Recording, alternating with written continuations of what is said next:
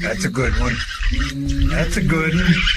Oh God, it's a toad, son. It's a toad, dude. Let's go. I wake up to a little bit of drool on my pillow, feel like it's gonna be a bad day. Ben, Pete, what's up, man? It's just Huff Daddy and Pete tonight. Trey may eventually jump on, but he's in the Great White North, fishing, trying to chase some smallmouth, and I don't know. I'm taking credit for convincing him to ride over to St. Clair on Sunday. So he's going to he does. That's he's going to go on Sunday. So I dropped him some pins. And he's been fishing Gull Lake, which is a lake he grew up fishing. So apparently he learned it gets very, very hard to find smallmouth there after May. But he's been whacking the largemouth pretty good. So he sent me a few pictures. He's been on them, having some fun. But before we get rolling, as always, make sure you check out all those that make this show possible. OneCast Fishing, code the OneCast. Hobie Eyewear, use the link in all of our descriptions. Carolina Waters NC, CarolinaWatersNC.com, code the OneCast. Deep Dive app on your app store. And if you're looking for a home or property, Terry Carpenter licensed NC Realtor here in Central North Carolina. He's going to get you hooked up. But yeah, Trey's up north fishing. So Ben and I are going to roll this one. Looking forward to talking a little bit of ICAST, a little bit of drama, which we're not going to get into too much in the fishing world. We've been getting hammered with storms. They did open a couple ramps on Jordan today and tomorrow. So if you want to get storming, but it was storming here again a couple minutes ago. Well, I mean, yeah, it's still 10 and a half feet high. So you're not going to be able to get to the fish. We all know where they go when it gets up like that. But if you want to go out there and tote around, I would recommend not going above idle because it is going to be full of junk. I might go fish Mayo or something tomorrow for a couple hours, but haven't really decided. So it's still 10:48 high. We're getting rain right now, rain throughout the area, raining every night. If you listen to our recorded stuff, we dropped 2 episodes this week, mostly because I was having issues getting Andrew Loberg up, but we finally got his episode uploaded. And then we dropped one today, which was just us talking fishing, and probably Ben will probably agree, our most in-depth conversation on forward-facing sonar we have ever had on this show. Episode dropped today at 4:30, where we really kind of talked about our opinions and changing opinions of the technology. Yeah, I think on forward-facing, we have all had evolution. We all have it. In a lot of ways, we all love it. In a lot of ways, we love what it brings to competitive fishing. In the last 6 months, I've changed my tune, and that has been more because of the impact it's had on the downstream tournaments that people just not wanting to fish anymore. And that's a drawback. So I think we've all kind of ebbed and flowed on it. We don't think it's necessarily, it's not like evil. It's not like crucifix. No. Evil, but like there's pros and cons. Yeah, and we get into it. So go listen to that episode if you want to hear our opinions, how it relates to tournament fishing, not the technology overall, because we are fans of it overall. But I think we've had some shifting opinions on technology. News out of Bass: Logan Latusso was disqualified from Elite Series event down there at 10 Killer. He had a top 10 in too. He had a top 10 in. Essentially, this is probably going to end his Elite Series career. He's in his last year of his rookie guaranteed. Struggled a little bit, and he's probably going to be below that line. Logan's a good dude. Met him quite a few times, know him somewhat well. I don't know if I'd say really well. Chelsea and his girlfriend are like BFFs, but go listen to his video and see what Bass put out, and form your own opinion. I don't know. I get what they're doing. I understand they got to have some way to try to make competition fair, but I'm not a fan of the polygraph exam. I think there's got to be something better. There's got to be another way. There's got to be something we can do to make it more unbiased. I don't know, but look, at the end of the day, it is what it is. So I mean, we were talking about this a little bit beforehand. This year the Bassmaster put in a much stricter no information rule. That was in part a lot because of the anglers. They asked for it. Well, if you remember, they lessened the rule initially. They actually rolled back on it, and then there was angler outrage, and then they came back like. And then they wanted to strengthen it. That was dealing with the open rules and stuff. And it's got, what's it now? 3 guys, 4 guys. You had Scott with 2 events, who's no longer fishing the elites. You had Matt Harris, who's no longer fishing the elites. Logan has now gotten it. I don't know if there was any more this year or not that I can remember, but certainly more disqualifications. So yes, they are doing what they said they were going to do.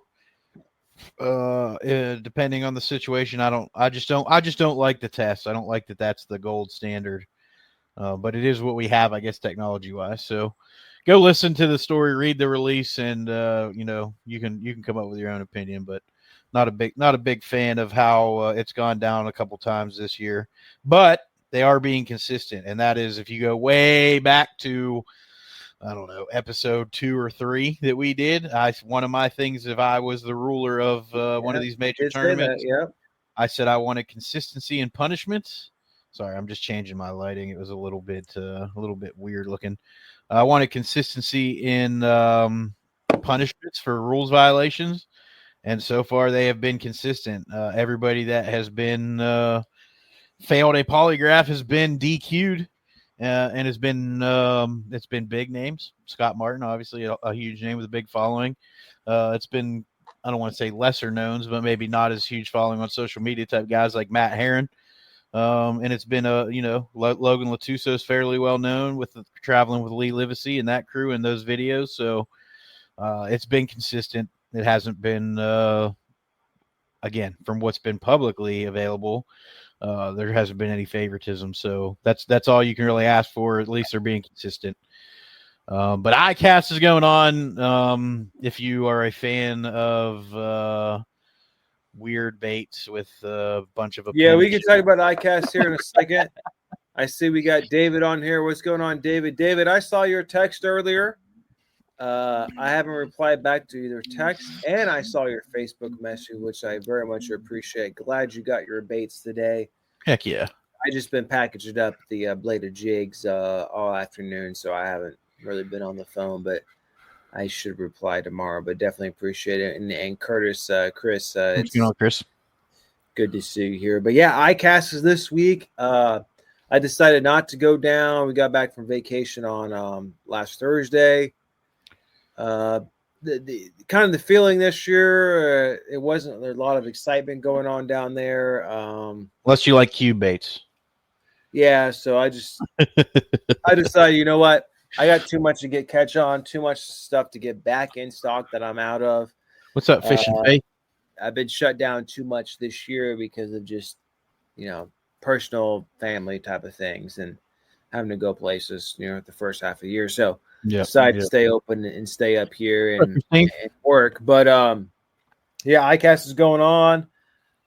So far, my impressions are it's for like the second or third what's year up, Mario? in a row. It's been kind of unimpressive, but that's kind of how it's been since COVID. So it is what it is. It's been unimpressive since about 2017.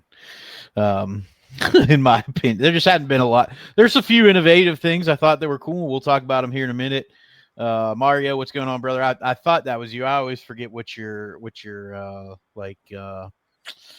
I don't know what you want to call it, but like your non-personal page is called. So glad to have you here, Mario. I hope you're doing well, brother. What do I think of Fuzzy Dive, David? They catch fish. They have that 1,000% catch fish. But doggone, like anything, lures, they got their like anything that shows some success in tournaments. Everybody has one now, so they're going to be readily available. You don't have to buy the $40 Koiki ball out of Japan. You can go get the strike conversion. You can hit up the 4.7 lures. They eat it this time of year. Drop shot. I know guys that are fishing them basically wacky rigged up around docks and stuff and schwacking them through the spawn and all of that. So it's a good bait. It's a cool bait, something different. And it's everybody has one now. So it's not like a super unique thing. There's different shapes and different variations, but kind of the same kind of deal. If you're a finesse guy, they're great. Different, exactly. Likewise, bro. You guys right about that. ICAST, some baits just different tweaks, if that. Yeah, I mean it's been ICAST has been a copy and do what's popular fest for a lot of years. Now there's some cool. It's yeah, I 100% agree. I would recommend. Look, if you just go on Bassmaster or Tackle Warehouse, Wired to Fish, and you go on their new product showcase roll up, you're going to see all the major companies. I do recommend actually going to download the ICAST app, which you can still get on there. You got to scroll down. It's a little harder to find right now, but you can actually bring up the new product showcase and see all the entries from all the companies. Because, look, ICAST, it is what it is. Like when you're at Berkeley, when you're Strike King, when you're right, any of these big companies, right? Big marketing budget, much more publicity. You win the awards, you get all this. It's part of the game. It is what it is. But a lot of the innovative stuff you don't necessarily see on some of these conglomerate websites because I mean they're not getting dollars from them. But we understand that business. But you have to go on and actually download a new product showcase to actually see a lot of the stuff in the industry. And look, I mean, nothing for me scrolling through it this year, nothing super crazy like bait wise. There's some stuff in kayaks and batteries and maybe a couple electronic things, but like bait wise, it's all very similar style. Each company's got their own little super tweak, which can play an important role here and there. It's just like colors. Like some days, certain colors play more than others, but nothing game changing that I could see so far. No, I mean the biggest, the coolest thing I've seen to this point is the Flux Jet kayak came out, which has a built-in cool. Jet motor. So it's a kayak with a built-in propulsion system for the kayak guys and gals. You have a built-in motor kayak with a jet motor, so that's pretty cool.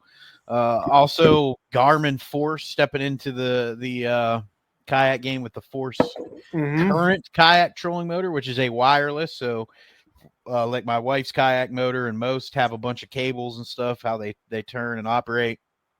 That one's all about the same. Brian Postma said Lawrence rolled out the Ghost X to replace the beta test Ghost. Yeah, it'll probably have just as many issues. I will be very open. I use Active Target too. I like Lawrence graphs. Their trolling motor is hot garbage. I've never seen more. The only piece of advice when people ask me about getting a Ghost is make sure you get the box with it so you can send it back when you got to get it serviced, because they've had a lot of issues. I've never had a Ghost, but I've heard too many horror stories. Everybody I know that has one has sent it back to Lawrence at least one time. And even the Garmins, I've heard some better things about the Garmins, but I've played with the Garmins a little bit. I've never had one. They're not a bad motor. I don't like the foot pedal at all. Look, like I don't like. There's no feedback. Go with the Mint Coulter. Go with the Ultrex. Or the newer one, but like you can't go wrong with that. I got to run the Quest Ultrex for a couple days on that Skeeter, and I'll tell you what, man, I can't wait to put one on my boat. I'm not going to jump to do one because my motor's fine, but I will 100% have the Ultrex Quest when I need a new trolling motor. I was thoroughly impressed with that. And it's a proven system. The only thing they changed was the powerful motor is a good motor too. They're still working some kinks out there, David. But for me, I'm probably just going to go with old reliable, because the only time mine has given me an issue was after 4 years of abuse. And Humminbird, Johnson. They're part of Humminbird, right? Oh, Johnson Outdoors. Yep. Yeah. So you always got the capability, if you wanted to link your sonars and stuff to your trolling motor, you can with that system. Yep. And so that was a cool. I know Ben was like, oh, come on, man. But I did like the clap tail from Rapala, which is a metal bladed whopper plopper with a metal blade on top. So I was not a fan of that. I did get to see an early preview of it. I couldn't talk about it. It makes a noise unlike anything out there.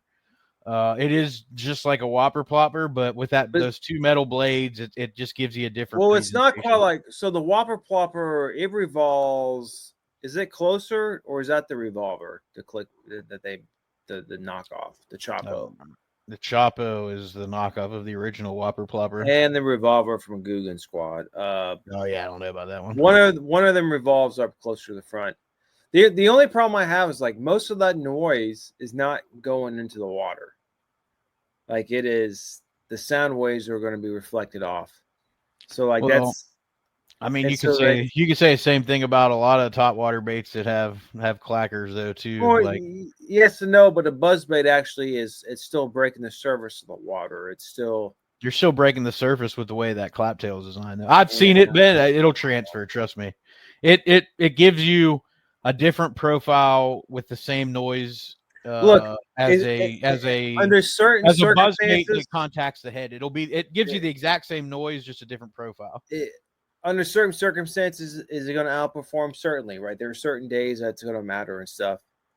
It is certainly, to me, as a bait maker or something, it's like, oh, let's just pop on a blade on this thing and sell it. It's just like, oh, well, yeah, and then we'll market it, and yeah, it's going to catch fish, but it's not. I wouldn't call that super innovative. It's just like, no, I didn't say it was super innovative. I just said it was something different. It wasn't a fuzzy dice, which Brian posted. I think there were about 200 different versions of fuzzy dice rolled out. And we got some comments on here. Hang on. The Ghost X fixes the arrow. There's a new prop. I'm sure it'll be just trash. But to my understanding, nothing to address the obnoxious amount of noise that it makes. So yeah, not much.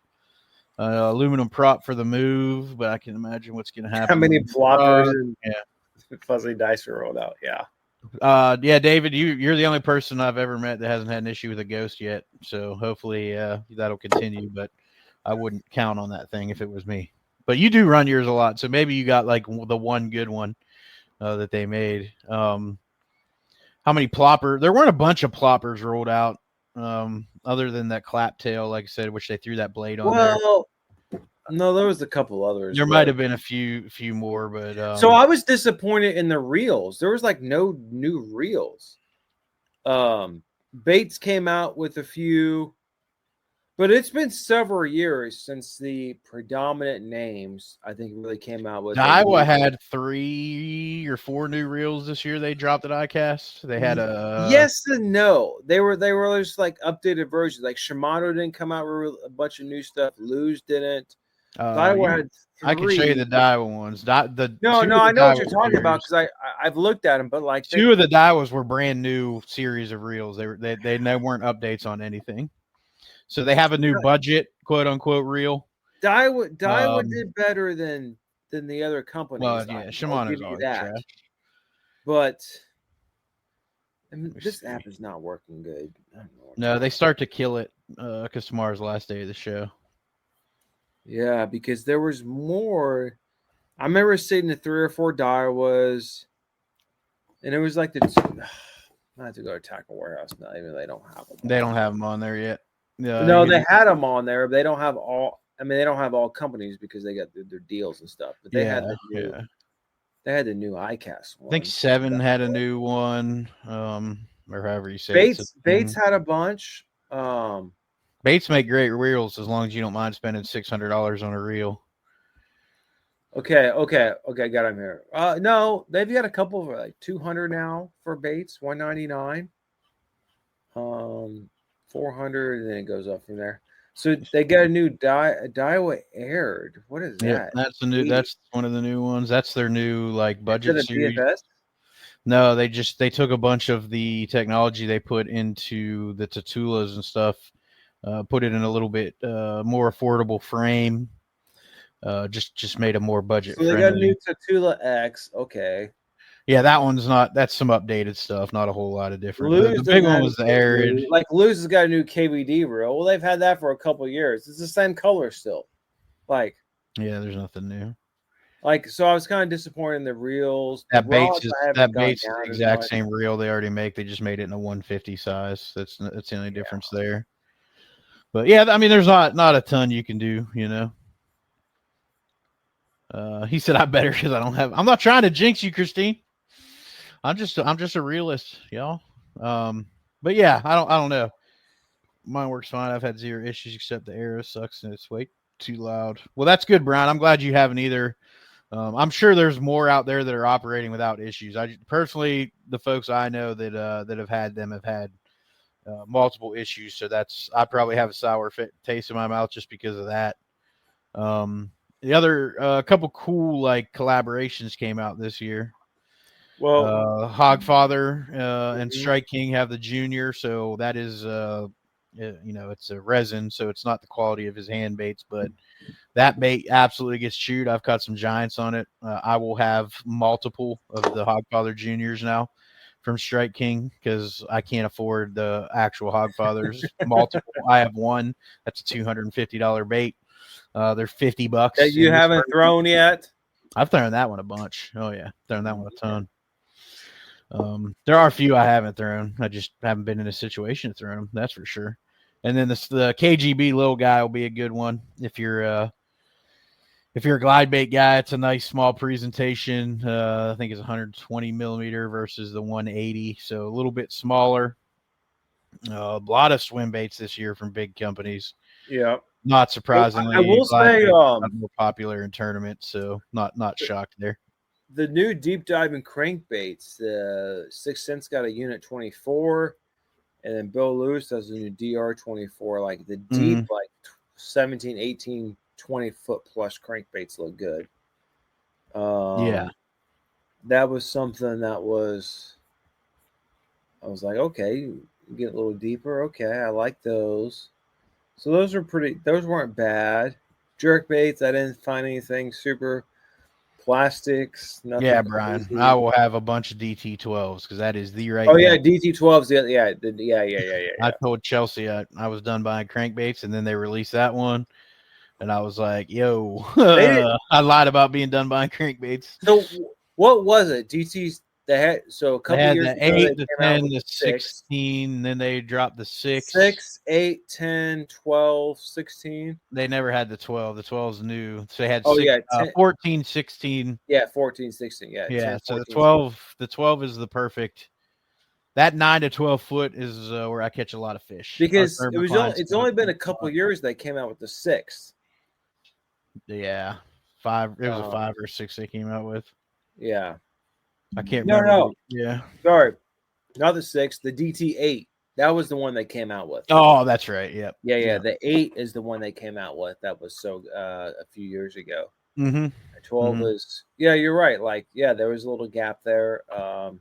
There's nobody really makes one for that 12-foot range. So that's a good 9 to 12 foot. Well, they do the Strike King 3X. Because Strike King's got the XD and they got the regular X's, so like they've got them in there. But yeah, the 10s they'll probably end up getting rid of the DT10. That 12 will fill that role, and it's the right profile, in my opinion. DT10, 14, yep. That 12, I'm telling you, man, that's the money shot there, just because of the depth. Especially here, our most of our lakes, that thermocline is usually in that 9 to 12 foot. A couple lakes it sets up a little bit deeper, but that's the sweet spot. They have a floating drone that won, Brian. He just posted the. That was last year. The floating drone won. That's the one I voted for last year. Oh, was it? Did another one win? I don't know. I didn't. That was one of the ones I voted for last year. I was down there. Let me see. Next year we all got to go down. So yeah, the 3XD is a 10 foot. That's what I thought. Yeah. And then the 10 to 12, I think, is 5. The 3XD, I think 5 is a max of 15. No, they're saying max depth is 10 feet on the 3XD. Yeah, I'm trying to remember some. 5 is 15. 5 is 15. 6 is 18. 6 is 18, and then 6XD I think is 20. I'll tell you right so now. So 10XD is either like 28 or 30. 6 is 19. 6 is 19. Yeah, that's right. Yep. 8 should be in that 20-something foot. And a 10. Yep. 20 foot. Yep. So that 12-foot roll, nobody had them, man. I'm telling you, like they found a little spot that was missing that. Do you ever throw some of the old Easy Man 30s? I still got some. Probably. They're these big old dive and crank things. I gotta see. Like Were they the big, long, skinny ones? No, they're not skinny, but they're kind of like the Berkeleys. I think they got lead in the lip too, but they dive like 30 feet. They dive like 30 feet. It's just like the what's that? The dredger. Yeah, but it's before the dredger. I think the Easy Mans came out way before it. Are they not making the like the 10 and 12 XDs anymore? I don't see them listed on their website. Really? Striking. No, they should. 10 XD is kind of common. The 12. I got some 12s and a 14 that I've thrown on some specific lakes, not North Carolina, but yeah, they don't have them on their website. It's crazy. There's the Hogfather Jr. on there though. Oh yeah, there's a Clifton Chicken. Here's a 10 XD. They're $21 now. Yeah, dude. Oh, you can't add to cart though. I'm telling you, I think they did away with them. Oh my lord! You don't need them big deep cranks anymore. You just go out there and ping them with a minnow. That's a bunch of BS. The Teca Warehouse, you can still get some for $19. So Strike King's got the clicking chicken, which is a plopper bait that's new. I didn't see that one that's on their website. It's a pretty little bait, but yeah, they don't have the 10s and stuff on their website, so they might have discontinued that series, which is fine. Again, I never threw those great big ones a whole lot. I've caught fish on Jordan and stuff on 10s, on 8 and 10s. Yeah, Harris now. The one it's the 10 XD Elite is the only one they make now. It's $21. Dives to 25 feet. They don't have it just in the regular XD series. So if y'all are looking for a 10 XD, you've got to get the 10 XD Elite. So you can go out there and schwack them on that bad boy at 25 foot, or just go ping them with a minnow like all the kids are doing. But yeah, ICAST was pretty boring this year, so maybe next year they'll have stuff. I don't know. It's just turned into a social media and tournament coverage and everything. Like nothing's a secret anymore. We know pretty much the baits that are coming out beforehand. A few companies do a good job of not releasing, like Missile's really good about not leaking what they have coming. Nobody knew. They didn't need to know kind of their bait that was coming. There's a few others, but for the most part, everything that's coming out way before ICAST. So, and look, to be honest with the industry right now, there's nothing like the reason why ICAST got so big for so many years is because social media and YouTube and those guys going and stuff. I mean, it's always been a thing. It's always been an industry thing. It's always been there, but like for a few years it got massive, and then people kind of figured out what it is, and it is what it is. Whatever. Yeah. He said it appears a lot of Strike King lures are moving to the Elite version. The odd thing that will orphan some colors. The Elite color are different. Yeah, you're right. There's some really good colors, and they're traditional that aren't available in the Elite colors. Well, it's like Strike King a couple years ago. They got rid of a bunch of their colors, and this is simplistic. It's simple business. Certain colors sell better than way other colors. Yeah, and when you have, keep talking. I'm going to mute for a second. Yeah, when you have a bunch of random colors that aren't as popular, but you have to keep inventory around, and you have to keep the supply chain around and support that. Yeah, it just sometimes it doesn't make sense, and they decided to consolidate because that was where the industry was and the way their business was, and that's just the way it is. But like,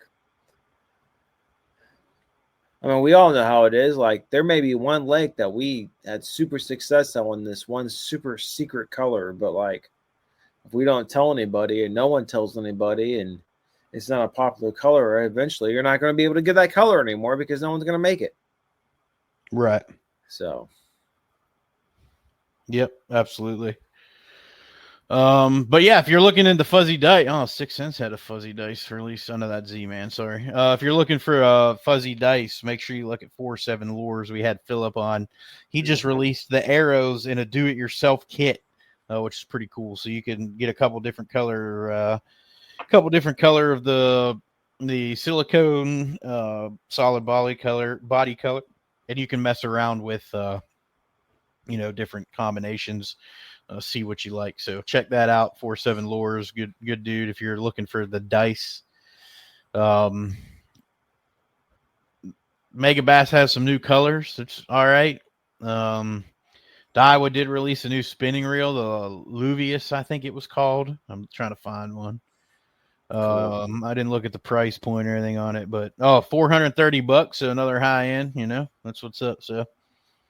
Someone makes a bait by a certain angler, which is great, and then the same company makes a later version. It doesn't work as well. Yeah, you're right, Frank. That's let's do it. I've been stocking up my fave. Hopefully I'm wrong. Let's face it, most of the colors are to catch us. You're right, Brian. Yeah, you're right. There are colors though, man, that they just work, I've seen them catch fish when other people don't, but there are definitely colors that are out there to catch fishermen too, like for me, especially with soft plastics, you only need 3 colors, in my opinion, and you can catch them anywhere in the country, probably the world. I'm a little bit different when it comes to hard baits. I think there's some subtle things with hard baits that do make a difference, but and that's where I would be the opposite, because most hard baits are moving through the water at a faster pace than your soft plastics, so the fish get an actual less opportunity to take a look at a lot of your hard baits, whether it's jerk baits or crank baits, whether it's deep divers, square bills, etc. Yeah. Compared to your soft plastics, a lot of times that you're soaking that plastic there for a while. I've also watched them chase a crankbait on forward facing, and then you change the color, and they don't chase it anymore, and they eat it. Oh, I know. It's color. Definitely, there's definitely some things in color, and it might be just a subtle white or something that, they are made to catch us for the most part. I can't argue with that. But not a whole lot else going on in the industry. There's been some NPFL stuff going on that we can't talk about. I don't know if they're going to release anything. Not anything bad, just some anglers that won't be fishing with them anymore. You can figure it out if you follow social media. But Rick Clunn's Lucky Craft 1.5 superior. Yeah, I mean, when you have old versions like that, Frank, and then they get away from what they did, just look at the wiggle wart, man. Like the original wiggle wart. I mean, Lucky Craft is the new wiggle warts are pretty much trash. Once they were bought out. So those baits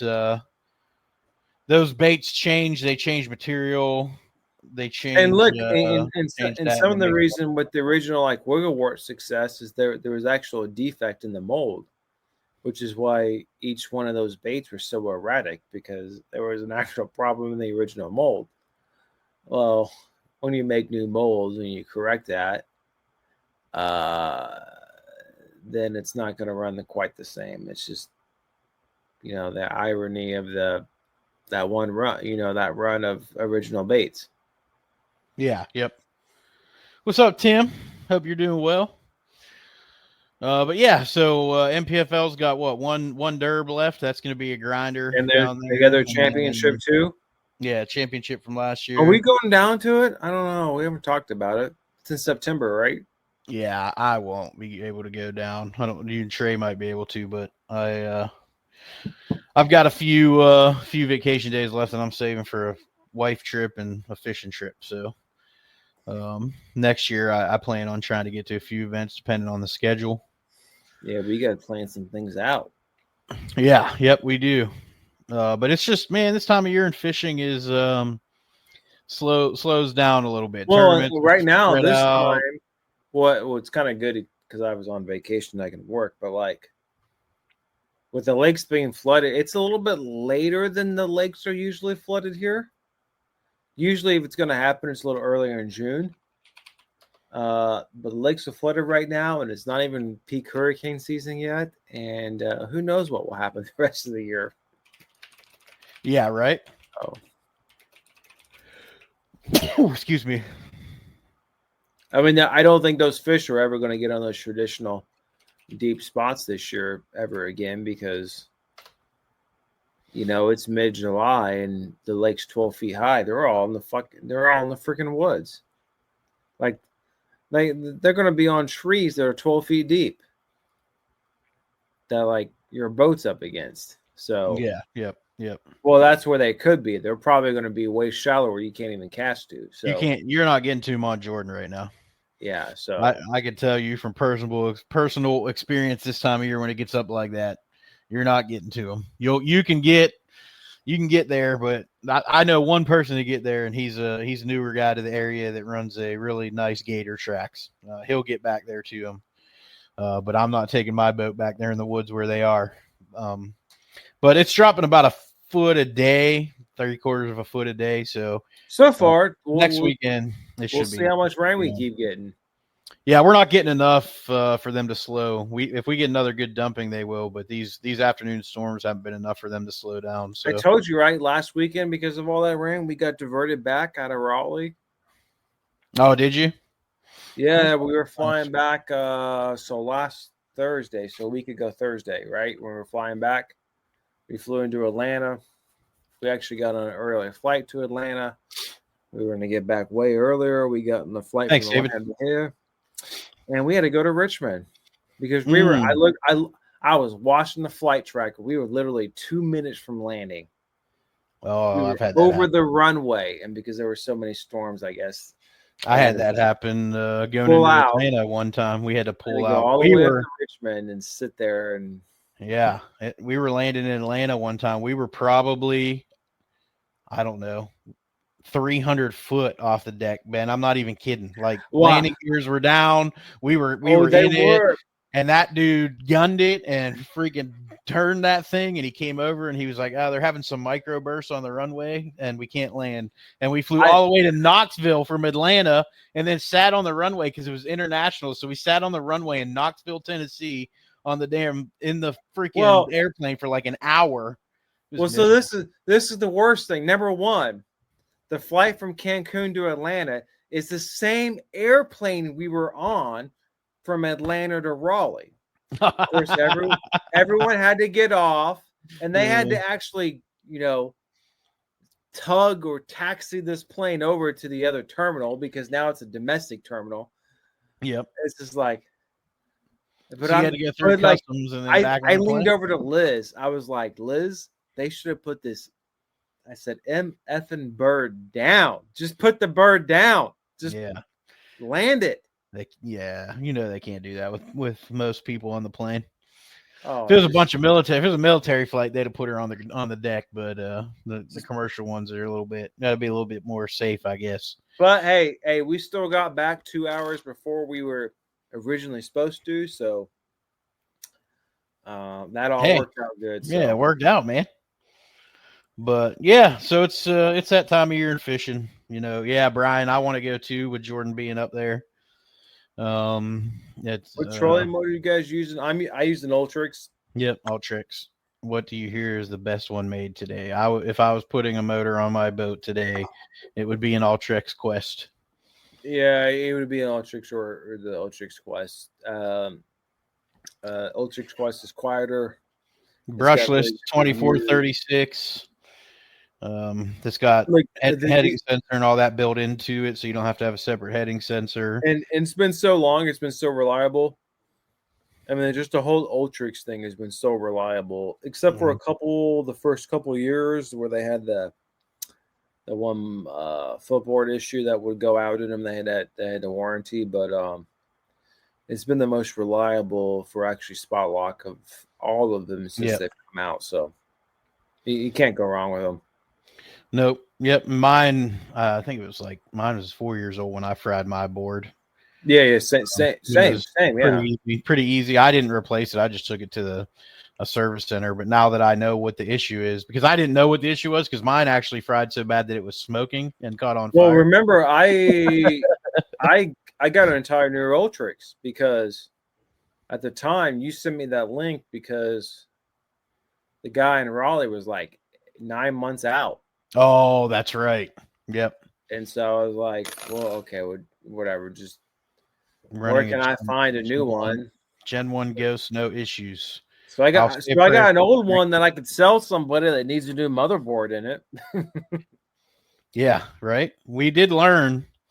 I learned with the Ghost, Frank. This is good for you to know that. And David Fuchs, who runs the Ghost, and Brad, I don't know if you've ever experienced it. There are certain updates that they will push out on the Ghost that if you do not do them, your trolling motor will just stop working in the middle of a tournament, and you will have to go to where you have Wi-Fi to get it to reset and to update it. So, well, that's jacked up. Folks have learned that. I know 2 people that learned that in a tournament where Lowrance Navico pushed out an update, and their trolling motor just stopped working because of it, and they had to go to where they had Wi-Fi so they could download and update their trolling motor. So, be mindful of that if you're running a Ghost.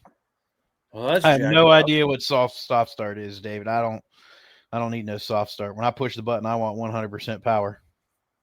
See, David, it happened to you.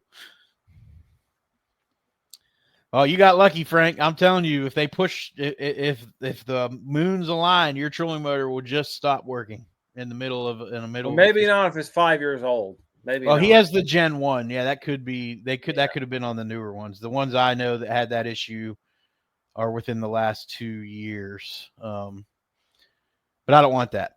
I drive over Jordan every morning via 64 to go, coffee badge in and out. Tuesday morning, the refill was still huge, but was dispersed a bit as they obviously started to pull water. But on Wednesday, it was all gone, vanished. If it all went downstream in 24 hours, clogged. But the other weird thing is there's debris on the swimming section on the northwest side, and those are gone too. Weird.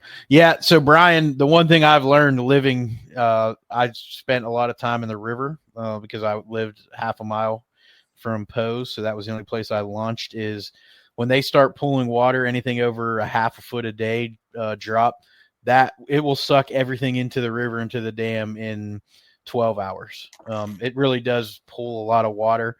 It does not clog the dam because the dam is actually fed from the bottom. So our discharge is, if you go up there and look with your forward facing, the discharge is like 50 some feet below, which you see. Is why if you ever run up the Cape Fear there and you run all the way up to the Jordan Dam, it's why the water is so much colder up there. Yep, exactly. Yep. So that is the sort of the norm, Brian. Whenever they start pulling on that lake, it will clear the debris off the main lake.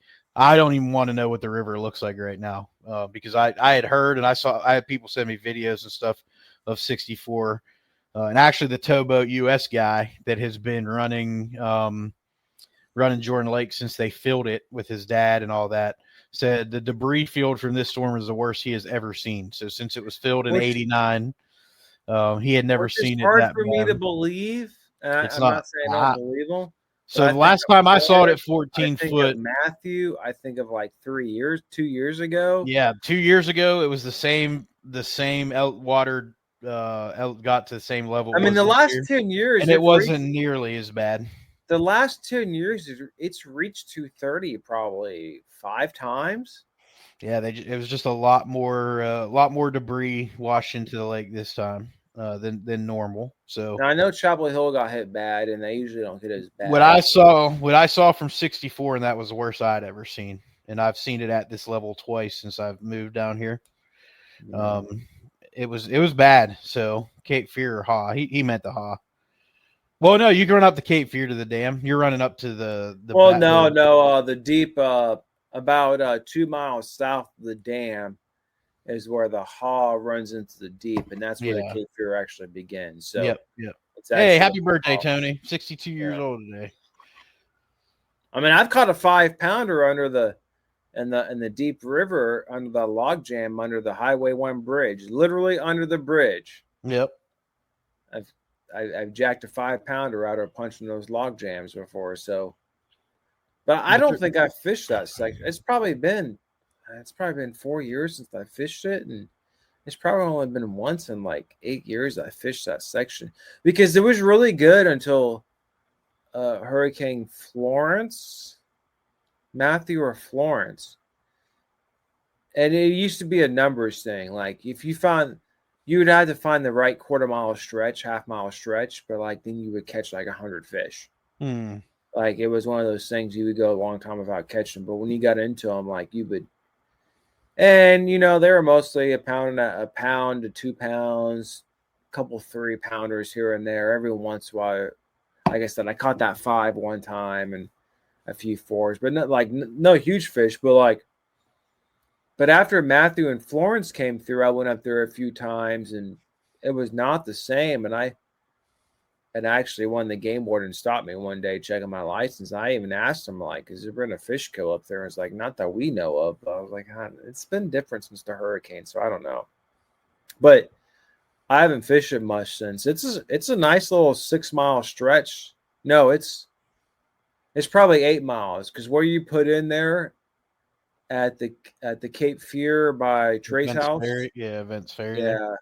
So I think that's 6 miles. If you run up 6 miles is Jordan's Dam, and then 2 miles if you're to the south or east. Oh, or yeah, that's what the Buckhorn Dam or whatever it's called.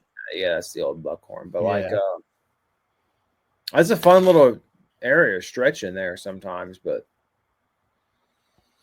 yeah, those big hurricanes tend to change those fisheries quite a bit, especially river fisheries. I mean, it'll push all those fish way downriver. It'll get better further downriver, and it can take a decade for it to And of course, the problem is from Buckhorn, like you really can't get a bass boat in until maybe down by Fayetteville, right? Because it's so shallow because they got it dammed up and stuff. So, I got a big old striper there at Buckhorn Dam below it, but they don't get above it. Yeah, I remember 229 last year. I schwacked him out there last year in August when I got up there. I'm going to go whack him next weekend. Got to come down. As long as it keeps coming down about a foot a day, it's going to be fire next weekend. So I'll get out there. And then 10. I thought about it for a minute today at 10 and a half, but I don't want to put my boat where I have to go to catch them, so I'm just not going to do it. I'll probably go.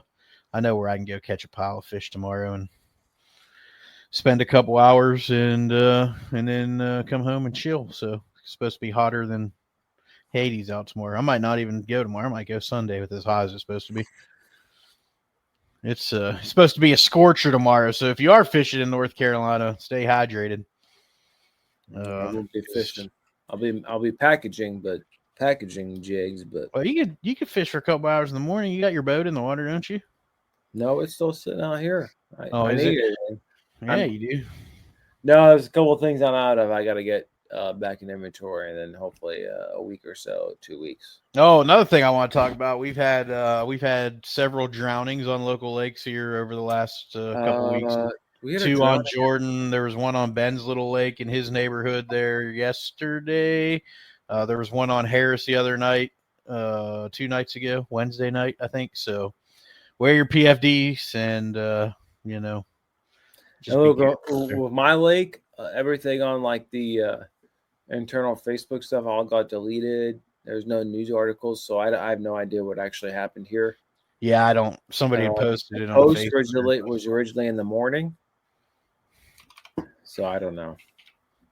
But yeah, whatever it was, sad day. I visited from 777. It was crazy. Chapel covered and being flooded. Yeah, this is that area that is your primary feed to Jordan. So Chapel Hill, Durham, Carborough, all that area. So north of the lake got more rain, I think, than they've got in like 40 years or something. Some ridiculous amount. That storm just kind of set on top of them and just hammered them. That is 100% true, because like when both Matthew and Florence came through, like it was more Fayetteville in the southern parts that got most of the rain, and it sounded like this got more. I mean, it was kind of bad because I think we left the day it was coming in, and we were getting some messages from church people and stuff like, oh, these people got like flooded out. It's like, oh my Lord. Frank said Norman's had a couple. Yeah, it's that time of year, man. Don't drink and boat. Don't run around like crazy if you are going out. All of our lakes still have a bunch of floaters, just from the storms. all of our flood control lakes. I know there's still some on falls. I promise you they're all over Jordan. So if you go out there, just idle. Like you don't want to find one of them great big trees with a root ball still attached to it. Look at and even if you go around swimming, and look, this is advice I have not taken recently that I probably should, but like wear your PFD when you're going out snorkeling or swimming and stuff. Like, yeah, a lot can go wrong. Water will humble you quick. But yeah, appreciate everybody jumping on. We're coming up on an hour. 2 deaths on Jordan are sad. Why would you go out? I don't know what they were thinking, Brian. Yeah, they were out there on that Sunday when we got the bulk of the storm. We had tornado warnings. They were out there in a canoe. I've seen them launching a lightning storm too, man. People just don't understand how bad the weather can get you. And look, but we've also all been out in places we probably shouldn't have. So, well, I've never launched when I shouldn't, though.